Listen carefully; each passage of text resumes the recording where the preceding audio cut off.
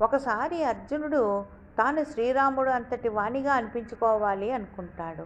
రాముడు సేతువును బాణాలతో కట్టలేదెందుకు, రాళ్లతో కట్టడమేంటని శ్రీకృష్ణుని ప్రశ్నిస్తాడు. అంత కృష్ణుడు నీవు ప్రయత్నించు అంటాడు. అర్జునుడు కొంతమేర సేతువును కట్టగానే హనుమ ఎక్కితే సేతువు కూలిపోతుంది. నీవు కూల్చలేని సేతువును నిర్మిస్తాను అంటాడు అర్జునుడు. అలా చేస్తే నీవేం చేయమంటే అది చేస్తాను అంటాడు హనుమ. కట్టలేకపోతే సేతువును గాంధీవం వదిలేస్తాను అంటాడు అర్జునుడు. హనుమ మళ్ళీ సేతువును కూలిస్తే అర్జునుడు గాంధీవం మొదలబోతాడు. అంత కృష్ణుడు మరొక పని ప్రయత్నించమంటాడు. ఈసారి హనుమ సేతువును కూల్చలేకపోతాడు.